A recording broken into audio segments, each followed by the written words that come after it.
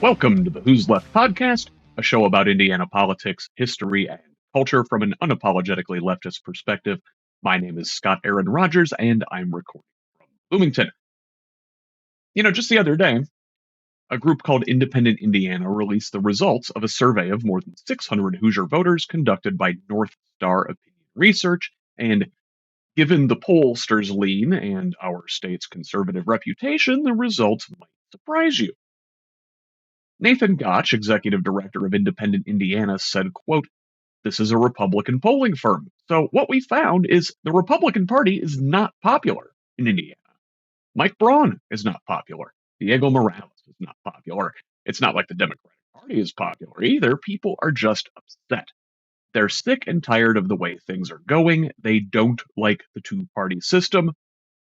Quote, the poll found President Donald Trump's favorability numbers 7 points underwater, 42% favorable and 49% unfavorable. Secretary of State Diego Morales was unknown to the majority of respondents, but 12 points underwater with those who had an opinion. Governor Mike Braun found himself with an unfavorable rating 19 points greater than his favorability. Both major parties are also wildly unpopular. Republicans are 12 points underwater, 33% favorable versus 45% unfavorable.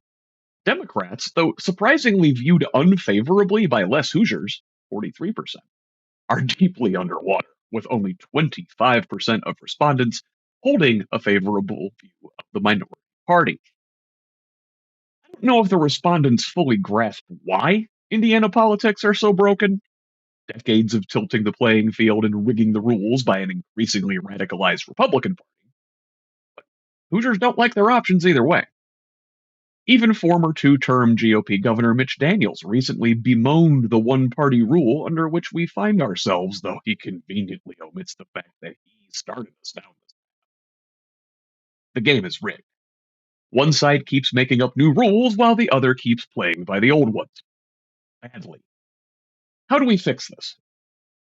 Two organizations in the state are taking slightly different approaches to that question. Gotch's Independent Indiana seeks to get more players into the game, helping candidates run outside the traditional two-party system. He joins me here on today's show.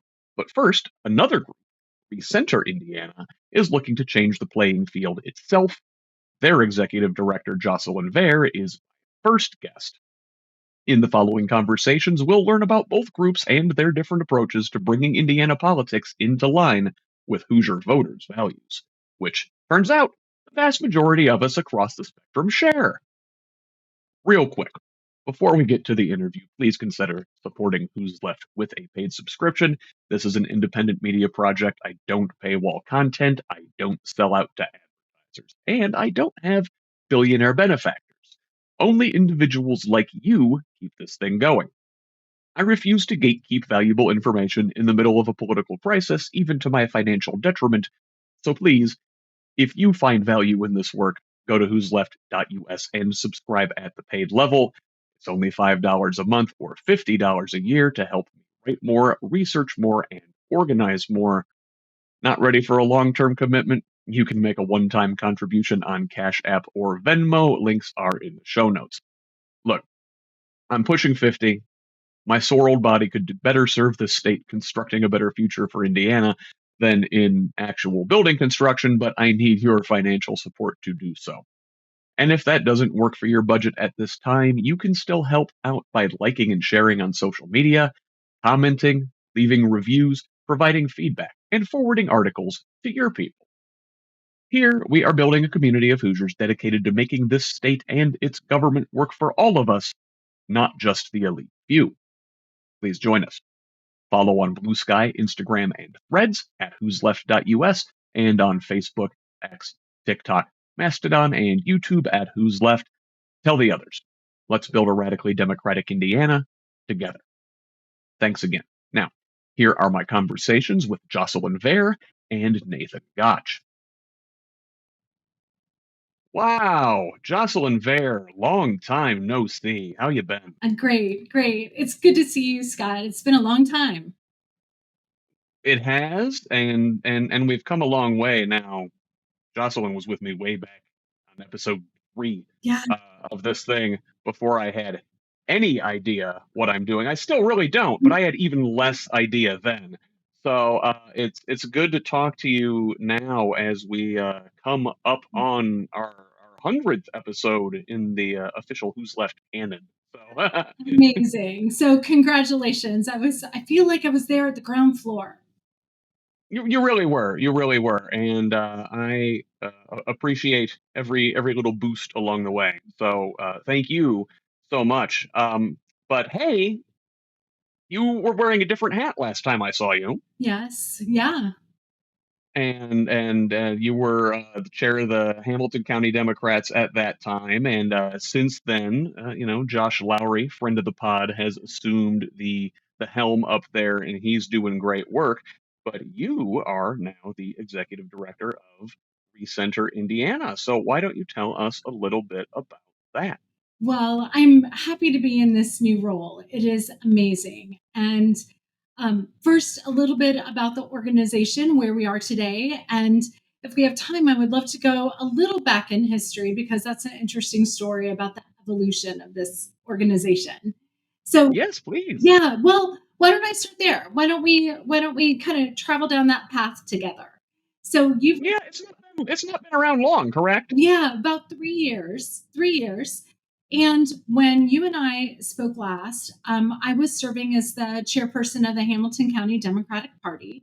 And many people know Hamilton County in Indiana as being really the county in the state that is moving, trending purple.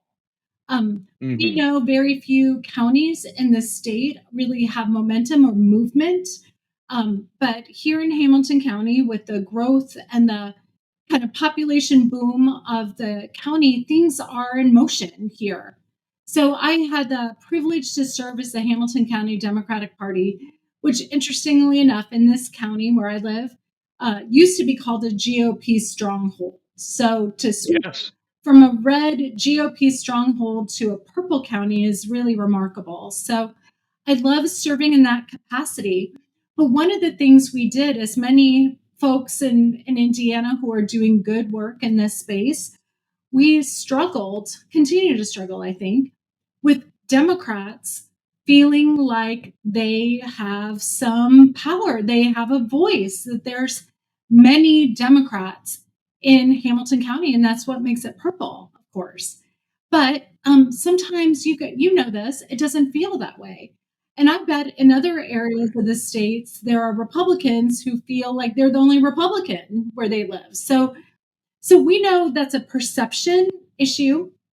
And when I led the Hamilton County Democratic Party, it was all about helping Democrats find their voice, knowing that they were not alone, and really establishing that balance in our county that I knew we had. Well, now this is where ReCenter Indiana comes in. So this was last spring, before the primary in 2024. ReCenter Indiana at that time was a PAC, and they invested in billboards that went all around 465, all around Marion County. And also, I think they did some in Northwest Indiana and some in Evansville, if I recall. Mm. These billboards, they invested quite a bit of money, got a lot of publicity out of them because the message was really bold and unique. And the message, these billboards were posted right before the primary, so in the spring of last year, said, even Democrats can vote for Republicans in the Republican primary. Even Mm-hmm. Democrats can vote in the Republican primary. And as someone who was leading Democrats at that time in Hamilton County, I'm like, oh no, like we're trying to encourage Democrats to vote as Democrats and have their voice heard. And where I live, Democrats had been voting in the Republican primary for decades. Um, so we were really had a different strategy here in Hamilton County, encouraging Democrats to use their voice and in a primary really demonstrate that balance in our communities. So, in my wisdom, I found the president of ReCenter Indiana and called him up and said, just as the Hamilton County Democratic Party chair, I don't like your strategy. I understand what you're trying to do, which of course, Hmm. trying to get more moderate Republican candidates to win the primary. I get it. Totally got that strategy. It just didn't work for Hamilton County in that moment. He took my call, listened to me.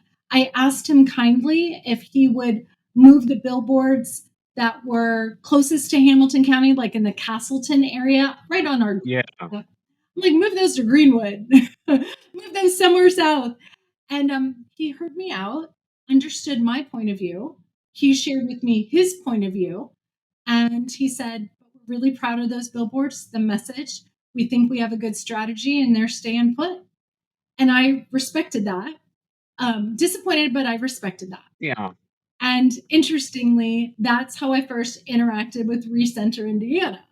So my first interaction with them was kind of not contentious or anything, but just we were on different pages. But hey, I wish it wouldn't do that. Yeah. But hey, I Um, wouldn't do it. But I got what they were trying to do, right? And there's so many good people in our state who are trying to level out and rebalance the state. And we're all trying different tactics to make that happen. So I respect it, but I was disappointed. Well, then about a year later, the same gentleman contacted me, president of the board of ReCenter Indiana, and said, we're looking to re strategize to come up with a more effective strategy, and we're looking for our first executive director. And we would like you to consider it. And it was a very quick conversation. I wanted to be part of this team, and here's why. I appreciated their knowledge to go, okay, we've got to try something different to be more effective, that openness. But importantly, and that's why I'm here today, they are a nonpartisan nonprofit. They're no longer a PAC. They are a nonpartisan nonprofit, ReCenter Indiana. And I love being in a nonpartisan space. Why? Because I think one important tactic is reaching out to independents, reaching out to Republicans, reaching out to Democrats, everyone, because there's common ground here. And I think if we had more opportunities and spaces to find that common ground, good things could happen in Indiana. So it is amazing roller coaster ride that I took with ReCenter Indiana, but I couldn't be more proud to be on this team, and I'm grateful for the leadership of this organization. I think in 2024 during the Republican primary, the goal and the strategy of the organization was um, well thought out. I thought of and it probably wasn't that way, but my sort of the way I interpreted it was sort of as an extension of the Brad Chambers campaign. Sort of how it came off was, hey, listen, this guy is the moderate Republican kind of not MAGA, not Mike Braun kind of guy. Listen, y'all, we know we're in Indiana. Republicans going to win. Maybe we can get the guy that's not so bad. Totally. Good, thoughtful strategy, well thought out.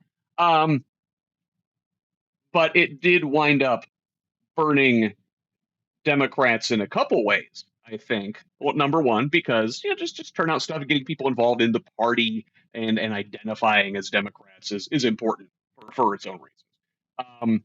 But the rules around getting involved in party leadership, and I don't know if it goes for both parties the same way, that you have to have pulled that party's ballot in however many primaries going back if you wanted to run for a leadership position, say. And I know of at least one prominent example of a very, very effective communicator who would have been amazing in her party's leadership position, wasn't even allowed to run because she pulled a Republican ballot in that effort to elect Chambers. So that said, you pivoted away from that. Yes. Um, So I think I. but we still want like sane candidates to run.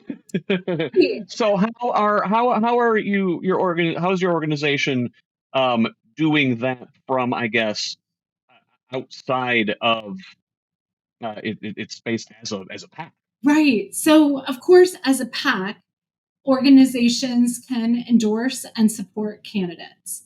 Well, now ReCenter Indiana is no longer a PAC. So what we're doing, the strategy here, and I think the thought was there are plenty of organizations that are supporting and endorsing candidates. Why don't we try to do something as an organization that we can do to be effective, that isn't duplicating efforts, that is helping, again, kind of balance the state? And really, the pivot here was simply, instead of giving the attention to the candidates, giving attention to Hoosiers and voters. So today, ReCenter Indiana, again, is a nonpartisan, nonprofit organization. We remind elected officials to center on Hoosiers' priorities. Keep Hoosiers first, keep Indiana's residents' needs first, center on that. And we know as an organization, the best way to remind elected officials of that is to encourage voters to vote and encourage citizens to become engaged and informed. And so that is the path we're taking. And we're working on some really great projects right now to fulfill that mission. Well, let me ask about those, because I think like you said, there's an educational component Yeah. here, and I think a lot of it comes down to explaining, maybe making exciting, making approachable, some kind of dry, wonky concepts. Like the whole reason a lot of Hoosiers feel like they don't have a choice, Democrats that live in red districts, or I think of Republicans that live here in Bloomington. Um,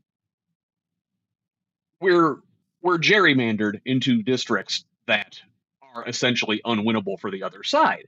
So that is one of the big reasons that folks feel this disconnect from their elected officials, because their elected officials don't really have to answer to them. They have to answer to the base of their party that will get them reelected in a safe district next time.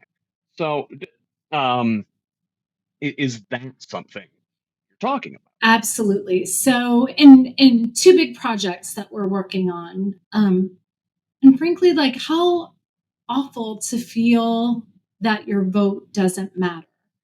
But we're certain that many Hoosiers feel that way, and that's reflected in low voter turnout.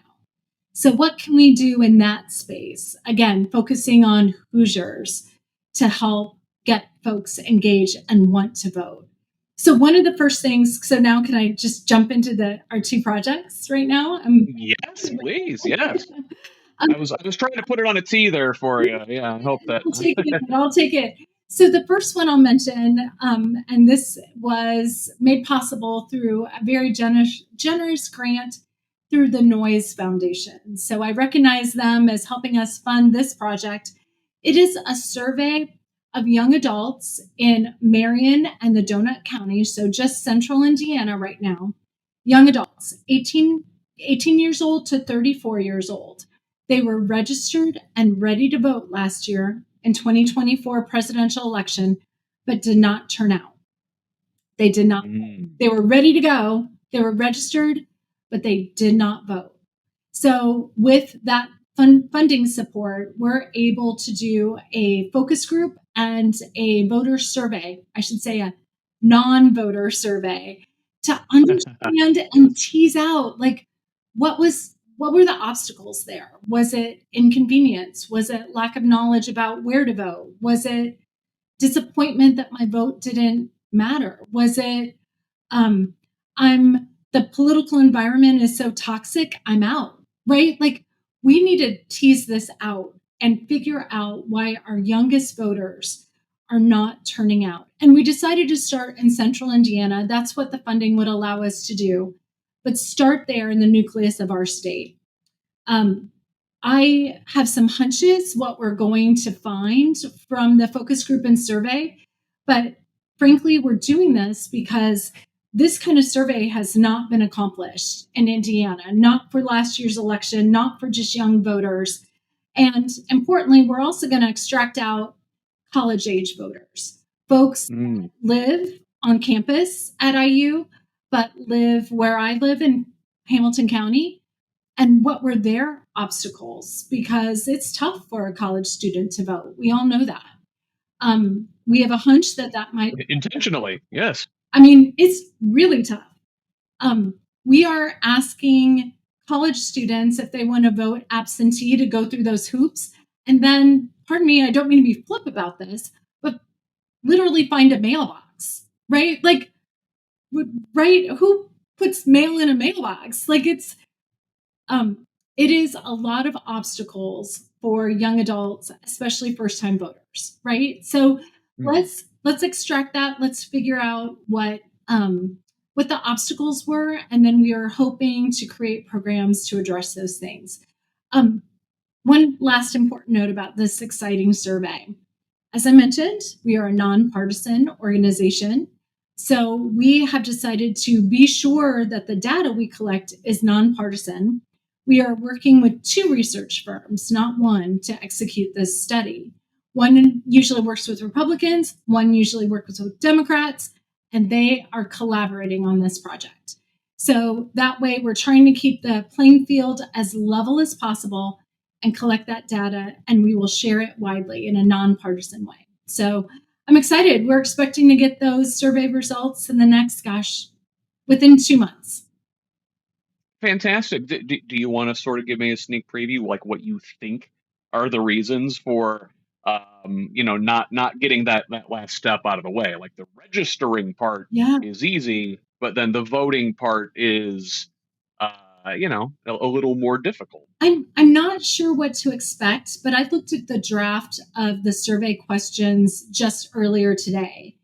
And the multiple choice questions about what prevented you from voting last year, I mean, there were like 12 different possible scenarios. Everywhere, anything from I didn't have transportation to it wasn't convenient. I didn't enjoy either of the candidates or any candidate and didn't support Yeah. anyone. Like there are multitudes of reasons. So we'll see what we're able to learn from this.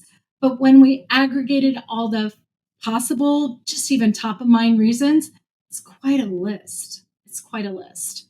So that was sobering to me. We'll see what we find. And one last note about this, why we chose 18 to 34 year olds. We know that if young voters don't establish the routine and dedication to voting every single chance they get, we might lose them as voters forever, right? If they're just out of that routine. And so I think it's really important that we reach out to these younger voters and encourage them and provide them the tools and resources and confidence they need that their vote does matter and it's needed. Yeah, absolutely. 100%. Now, so that was one of the sort of the major projects that you're working on. What's the other? Okay, well, the other one, of course, is regards to the issue of the day, which is mid-decade congressional redistricting, of course. Yep. And if ReCenter Indiana's mission is to encourage the center of policymaking to focus on Hoosiers' needs, this for us was an issue that we had to get involved with because we wanted to find out if Hoosiers support it, it should move forward. If Hoosiers do not, then it should not. At the end of the day, voters get the last say, right? So, what we're doing here, again, in a nonpartisan way, is we have established 3 different town hall listening sessions. And one will be in Martinsville, near you. One will be in Beech Grove, a southern side of Marion County, and one will be where I live in Fishers in Hamilton County. And again, focusing on central Indiana for now, but we thought those were 3 very important communities and constituencies to hear from. We are in a very level way and very happy to welcome Dr. Laura Wilson. She is an associate professor of political science at the University of Indianapolis. She will present in a very fair, nonpartisan, non-biased, political science professory way, all about redistricting, why it matters, why it's happening now, how it could impact voters' experiences next year in 2026. With that, we will invite our attendees, and it's open to the public. Invite attendees, what's your feedback? How do you feel about this? And we're going to have an open mic, but we're also going to have like live polling tools to help us, live like American Idol. Like the dial thing yeah. Yeah, we're doing that. And then it'll project on the screen and just no names associated with it, just anonymous aggregate of all the results. The idea here is to educate. The idea here is to allow Hoosiers' voices to be heard and in different ways so that everyone feels comfortable. Importantly, this is also about community building. So meeting people where they are in their communities. And very importantly, we're especially trying to reach out to independents and Republicans to participate with us. We welcome all point of views, all types of feedback, but it is crucial that Hoosiers get their voice heard on this important issue that really affects every voter next year if it moves forward. So that's what we're working on. And the first one, we're going to go 3 consecutive Thursday nights starting October 30th and then November 6th and November 13th. So, neat. And I will link all that information in the show notes for folks. So listen, I wouldn't be me if I didn't get a little prickly. So let me ask. So listen, you're talking about bringing folks together around the redistricting issue. Number one, we've seen the polls. Nobody wants this. Hoosiers across the board think this is a terrible idea.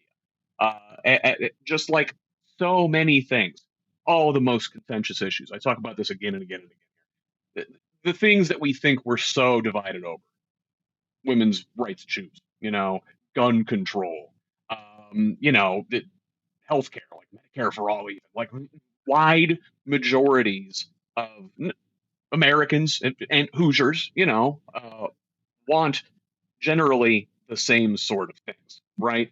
And that, I think, the purpose of your organization is to shift the Overton window of the state to that like the 2/3 of the population that all agrees on the same thing. That should sort of be the political center. Now, the problem is, and you know and I know both, yes, we got pulled out of center in one direction, from one direction only. This is 25 years of supermajority Republican rule, of doing things like redistricting, more aggressively each time, making those districts more and more unfair as we've gone, ushering in extremism.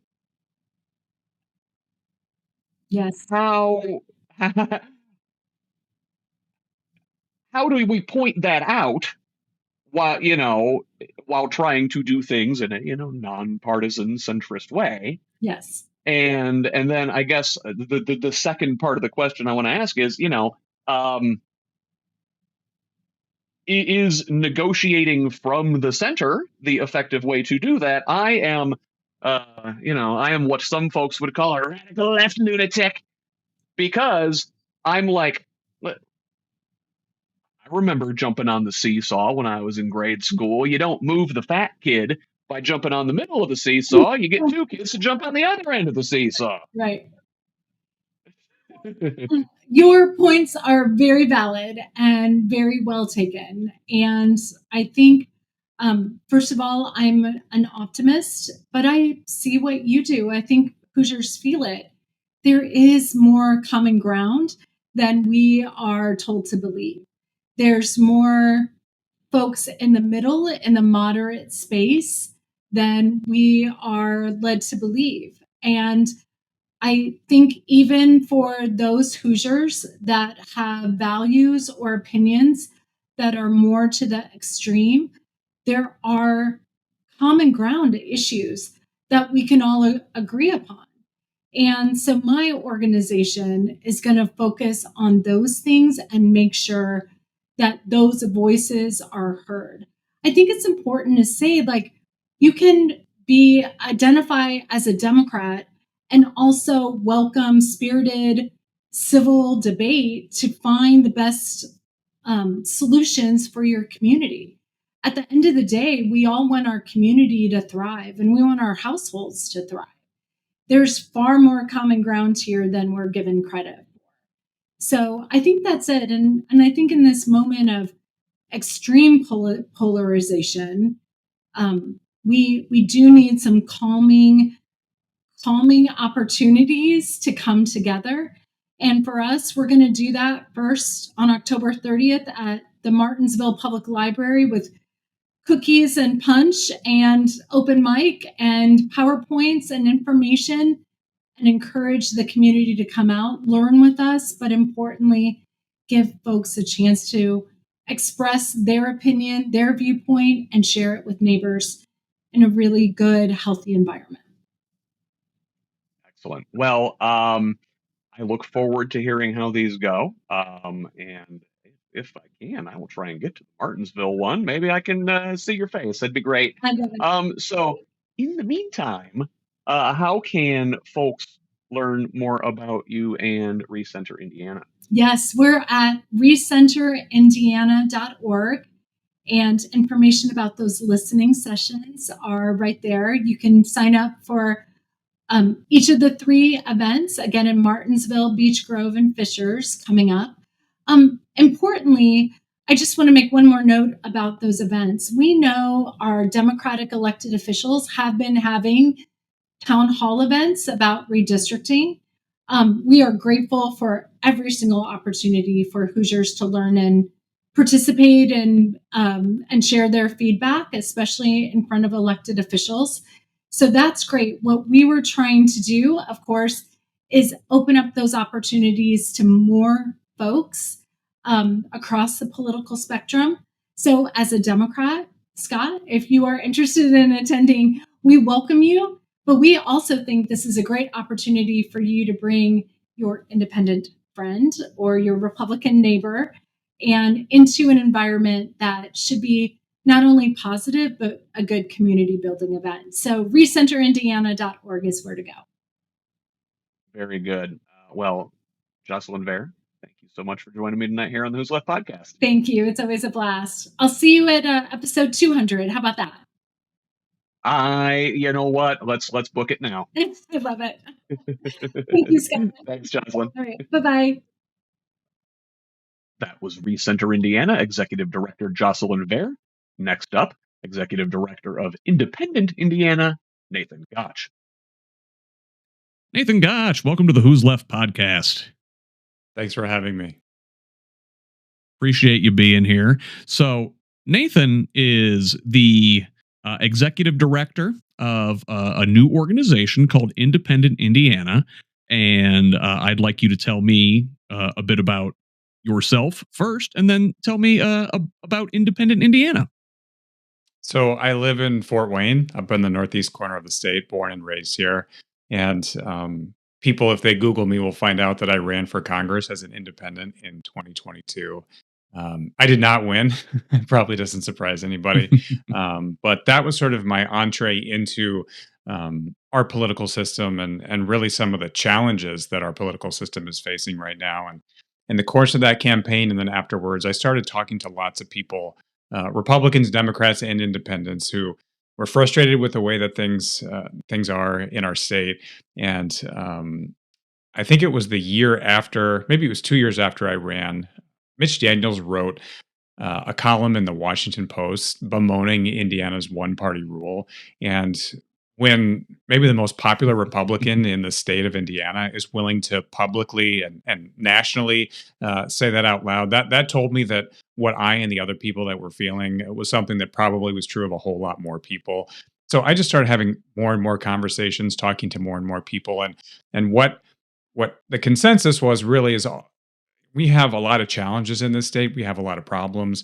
But the thing that they're all sort of downstream of is the fact that we don't have competitive general elections in this state. And so we created Independent Indiana after we discovered that, the pendulum swing, I think that we're expecting to see. These things typically are cyclical. You'll have Republican dominance, you'll have Democratic dominance, and they kind of go back and forth. But it feels like that pendulum is kind of stuck. And so I went through and looked at the last two cycles of election results, so 2023 and 2024 cycles, and I was trying to see signs where that one party dominance was starting to fracture a little bit, and maybe the pendulum was beginning to swing. And what I found really surprised me, I started to see lots and lots of independent candidates running for office and winning. But because of my background, because I'd been an independent myself, I was worried that maybe I was seeing something that I was predisposed to see. And so I talked to a former state party chair on the Republican side, actually, and I said, "What would suggest to you that there's something going on here, that this is not just outlier data?" And that person said to me, "Well, if 50 independents had gotten onto the ballot all across the state in partisan races, that would surprise me." The actual number is 244. And when he followed up with really the more important question, which is how many of them actually won, because he understood the really burdensome restrictions that are on independent candidates that are not put on Republicans and Democrats. I asked him, I said, "What percentage do you think won?" He guessed 5%. The actual number is 52%. And so, that was shocking to him. It's shocking to a lot of people. We went through and did an analysis of Republican and Democratic candidates during that same period. And what we found is, just to give that 52% number some context, 61% of Republicans running in the general election won their races, and 35% of Democrats did. And so, what we're trying to do with our organization is, number one, let people know, hey, this is happening, and it's happening all across the state. These independents are getting on the ballot without really any help or support. Most of the independents that I talk to who have won think they're the only one in the state. They're really surprised when I share those numbers with them. And so we want people to know that this is already happening. We want to give people resources and information if they're considering running as an independent. And we're also studying ways that we might be able to, as a state, make it easier for independents to be more competitive as the races get bigger. Yeah. Well, so let me ask you, why did you choose to run as an independent when you did? I just felt like neither of the two parties really represented me. And, it's interesting. I talked to somebody just this week, and he said, we all start out as independents. When we learn about how our system of government works, we, usually that's in middle school or high school, nobody, well, maybe there's one or two Alex P. Keatons out there, but most of us, don't have a party affiliation. Our parents might, sometimes our mom is one, our dad is another, but we are told then, okay, well, the way that our system is in this country, you have to pick a side, pick a team, basically. And where I was at in 2022 is, I don't feel at home enough in either side. And the reality is most Hoosiers, based on the data that we're seeing, feel the same way. So the Independent Voter Project did an analysis of Hoosier voters, and this was these numbers as of last month. 44% of Hoosier voters are independents. That's compared to 31% who are Republicans and 25% who are Democrats. Now, of course, it doesn't look like that on election night because most of these folks don't have independent candidates that they can vote for. But that's the reality, and that's part of our message is letting people know who feel like they're not really connected or that either party is the right fit for them right now, that they're not alone, that there's actually a whole lot of us out there. Yeah, it's funny. It's like I talk to a lot of folks in politics doing this, and I feel like all but the most engaged partisans hate the two-party system.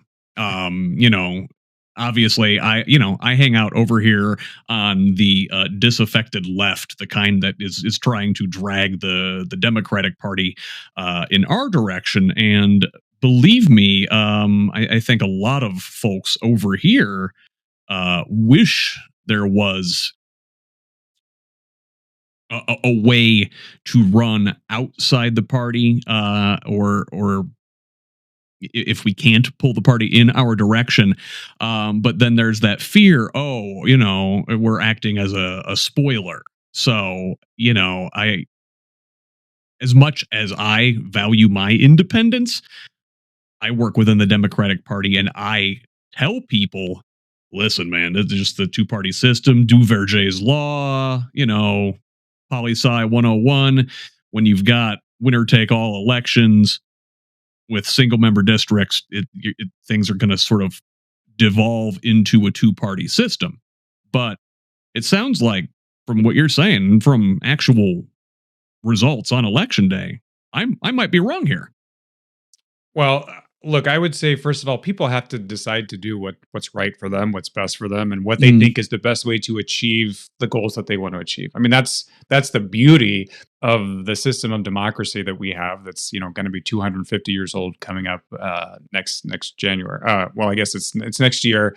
I'm not sure if we're counting the Declaration of Independence. I guess we are, but really, it wasn't until our Constitution. So, yeah.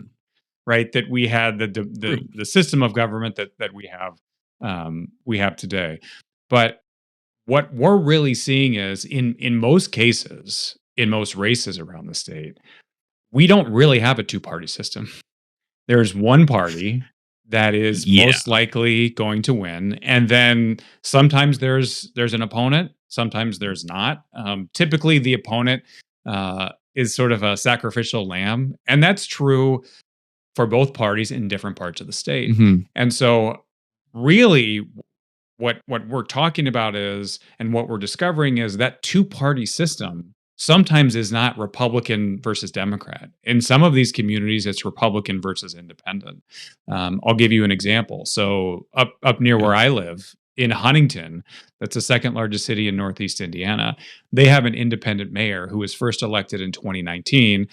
In 2023, he was challenged by the Republican Party. Obviously, your audience may know that's Dan Quayle's hometown, and the Republican Party in Huntington County was very embarrassed that they did not have a Republican mayor. So they recruited a local business owner, and the Democrats did not field a candidate in that race.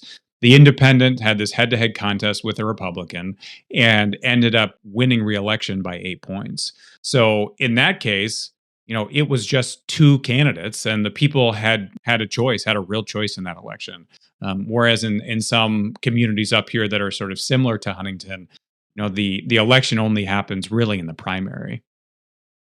We talk about that a lot around here, how gerrymandering has made so many of these districts uncompetitive. Republicans draw themselves into advantages, and almost 70% of the seats in the district, and they concede the rest to Democrats, and like you said, in a lot of those races, the opposing side doesn't field a candidate because no one likes to be a sacrificial lamb. I mean, it's an important part of the job. That's another thing we talk about around here, is looking at it as a team sport, and reverse coattails and pushing votes up to the top of the ticket, yada yada. Still, it's not terribly enticing, and so you just have this real lack of democracy in those spaces. And we're certainly always in favor of more democracy around here.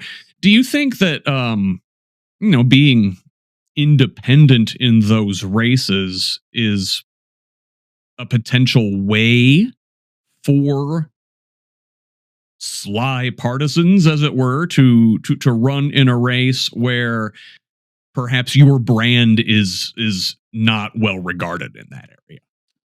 It's a good question. And the first thing that comes to mind is what I've discovered over the last few cycles. I think the thing that voters are looking at more than anything else is authenticity. And so I think if somebody really was a, down the line Democrat, and they said, well, I'm going to run as an independent and try to sort of pull the wool over people's eyes, I think voters would see through that. But I think if you have somebody who said, and this is true for the Republican or the Democratic side, I don't agree with some of the core positions of this particular party. I mean, look, I even talked to elected officials, Republicans and Democrats, who say, I don't love everything that my party stands for. I don't love having to defend these things. I feel like more of an independent, but I think I have to make a choice.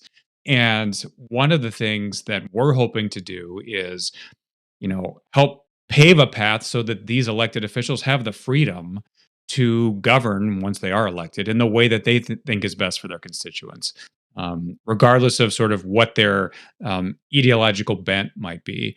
But I am focused on giving more Hoosiers choices on the November election day. I have yet to hear somebody walk out of the polls saying, "Gosh, I just had too many good choices." That's a problem for me.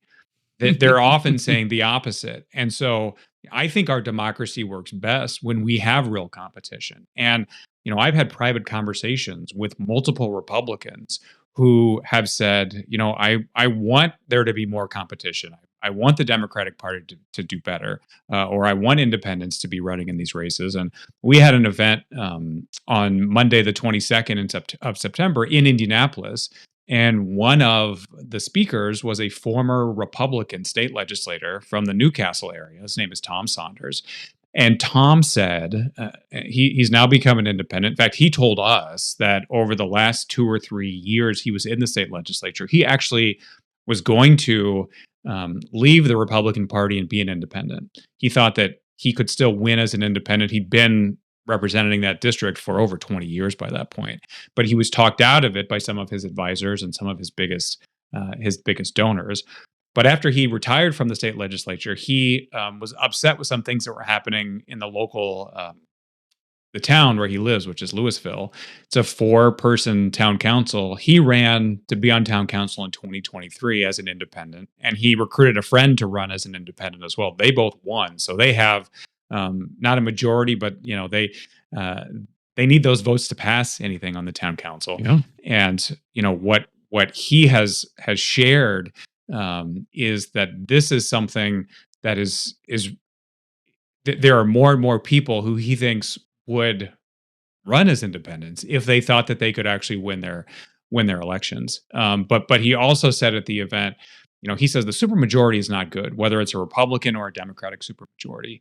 And, when you don't have to have any compromises, when you don't have to work together at all with people who may have different views or represent different parts of the state than you don't get good government. And our system was designed to have these different factions sort of fighting it out at the state level and at the federal level, and have to work together. When you don't have that, you see what it's gotten us. Well, so you said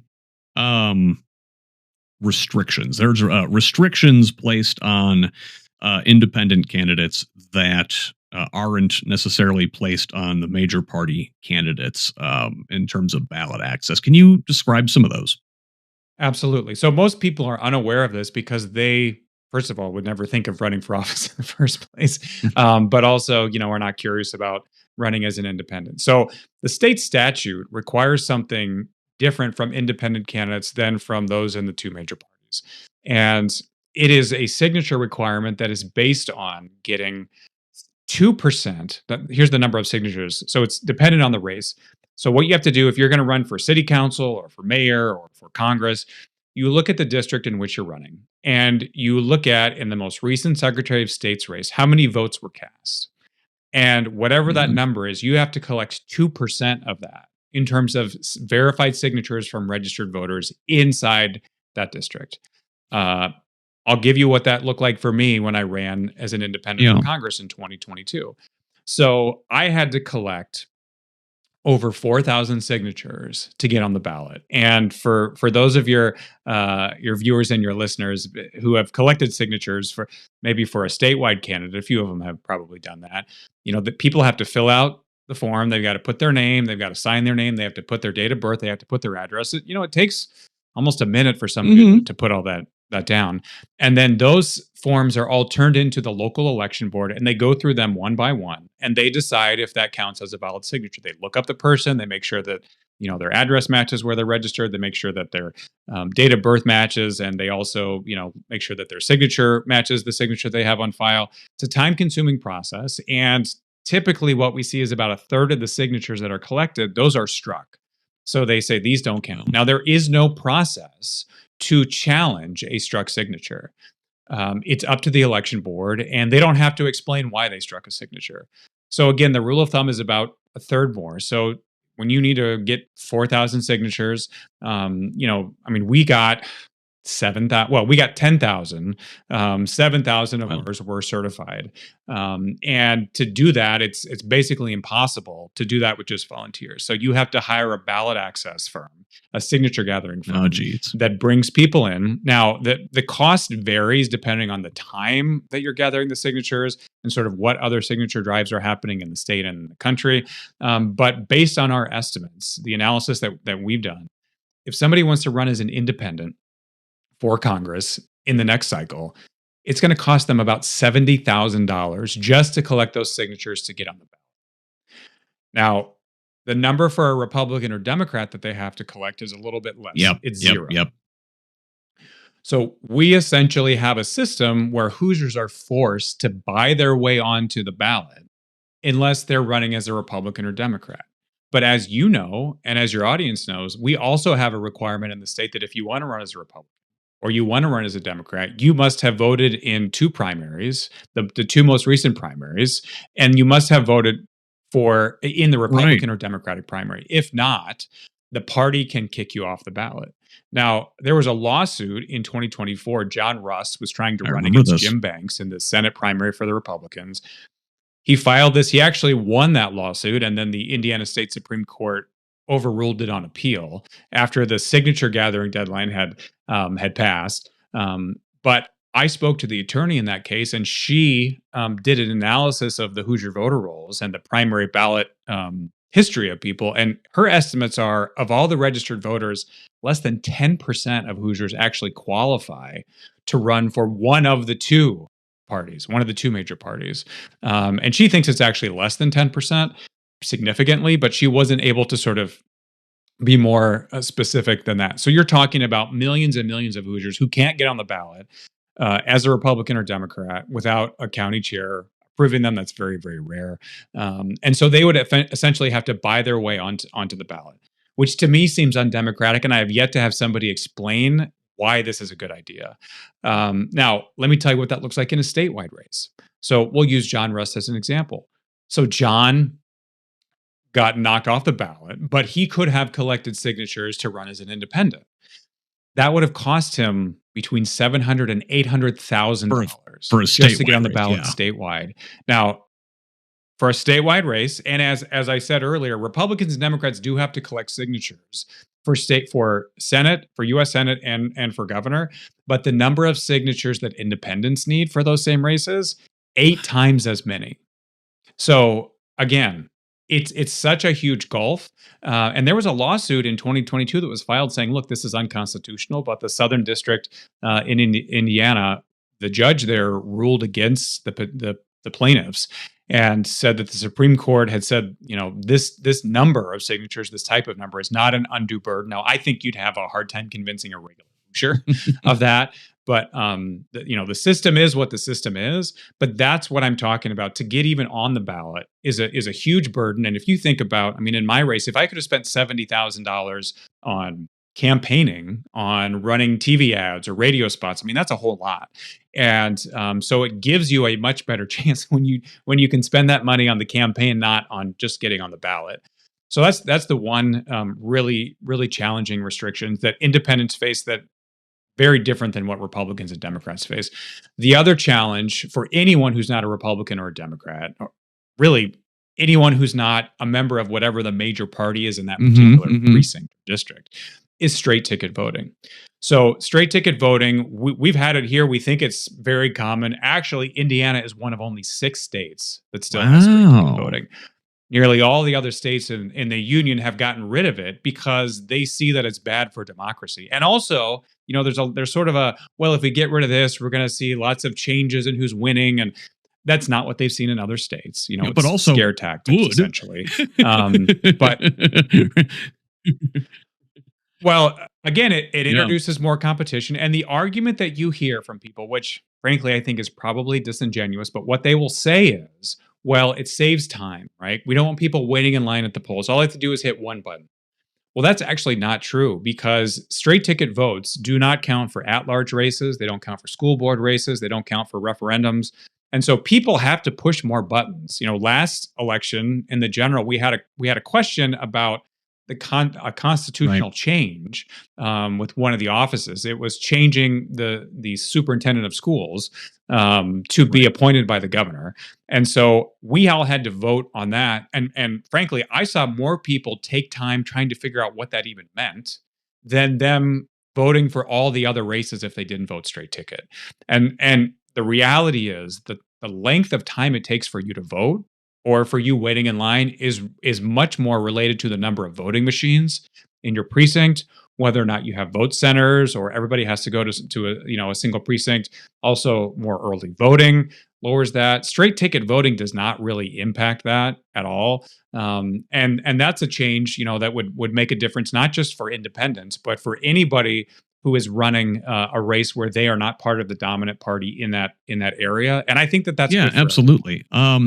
So listen, I know I've only got you for a short time tonight, and I really want to ask about like all the different things you guys are doing. But I for now I want to revisit sort of something you said. You were talking about people that have actually won, and 52% of the independents you said that qualified for the ballot in Indiana won their races. When an independent candidate takes office, do we find it that it's almost easier for them to govern because they don't owe favors to a party? So I can tell you what they tell me. And they say that, yes, they can focus more on what the needs of the people are. Now, they still are making folks mad, right? If you're doing a good job governing, you can't make everyone happy. But they still have to work with people who are in the parties. These mayors that I referenced, the one in Huntington, another one that spoke at our event, Shauna Gerges, who was the 3-term independent mayor of Bedford. They talked about working with their city councils. They also talk about working with state legislators who represent their district or their region. When you're a mayor, you have to interface with a whole lot of other elected officials to really serve your community well. But for them, the challenge is there isn't an infrastructure that the party provides to help them in the next election. And so they have to constantly be, bringing in volunteers, making sure their supporters are feeling connected. And the mayor of Huntington talks about constantly introducing himself and reintroducing himself to the community. People are moving into Huntington, other people are leaving, and so not everybody knows who he is. And, there are people in Huntington who don't know that they have an independent mayor. That's just sort of the nature of things. So it is harder work for them. But, as I said, he's in his second term. Mayor Gerges down in Bedford won 3 terms. She could have kept going, but she thought that the 3 terms was enough for her. But the independents that are working and doing a really good job in serving their community and solving problems, we see them getting reelected. And it really is not a surprise when you consider what they've been able to do for their community. Fantastic. So I will let you go for tonight, Nathan. Thanks for being here. Thanks for doing work out here in Indiana and trying to expand democracy. I'm really interested to hear the different ways you're going about that. Maybe dig in a little deeper. But for now, thanks for joining me here on the Who's Left podcast. Yeah. And I just want to say to your audience, if you want to learn more about us, please go to independentindiana.org. I have friends who are Republicans. I have friends who are Democrats. And I want all of them to know that, there's a whole lot of people who are frustrated with the way things are in Indiana who don't like the fact that we don't have competition. And that includes my Republican friends as well. So, I mentioned earlier, we want people to know that they're not alone. And for your audience that is on the left, you're not alone either. And when real change happens, it's because people who maybe don't agree on everything find ways to work together for the common good. It's really the story of our country. Every few generations we're faced with sometimes literally an existential crisis. And what's been encouraging to me is as I've had these conversations with people, it stops being about what team they're on and it becomes focused on, all right, what's the goal? And if we can return competitive elections, if we can cause more competition, if we can, have real consequences for our elected officials when they do things that the majority of their constituents don't like, that's good for everybody, regardless of, whether you're Republican, Democrat, Independent, or all right, something thanks, Nathan. else. I will direct folks there in the show notes. And I really appreciate your time being with me here tonight. Thank you. Thanks so much, Scott. Once again, that was ReCenter Indiana Executive Director Jocelyn Vare, followed by Independent Indiana Executive Director Nathan Gotch. I hope to have further conversations with both of them in the future, and maybe we'll even see them on the Who's Left this week, which streams live every Sunday morning at 10:30 a.m. on Project Next Media Network's YouTube, Facebook Live, and Twitch streams. Indiana's most thorough weekend morning news and politics talk show. It is a lot of fun if you can call following the news in this timeline fun. I bring together a diverse group of panelists from the Democratic Socialist left to Never Trump conservatives, and we look at the week's headlines from around Indiana and beyond. We'll also take time to examine one big thing, different deep dive every week. I hope to see you there in the comments, but if you can't make it live, the program will be available as a podcast Sunday afternoon. Thanks to both Jocelyn and Nathan for their time and for their efforts to build a better political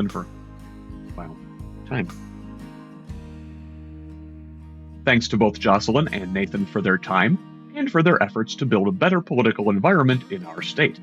And thank you for listening. If you can, please consider contributing to this project with a paid subscription at whosleft.us, where you'll find my entire archive. I rely solely on the generosity of kind patrons like you to make this information available for free to everybody. In addition to the website, you can find me on Blue Sky, Instagram, and Threads at whosleft.us, and on Facebook, X, TikTok, Mastodon, and YouTube at Left. Direct message me at any of those sites with feedback, tips, ideas, and concerns, or email me at scott@whosleft.us. While you got the old email machine out, please forward the show to a friend and have them pass it on too. Let's keep building this project and a truly democratic state, one conversation at a time. Till the next one, this has been the Who's Left podcast. I'm Scott Aaron Rogers. Love each other, Indiana.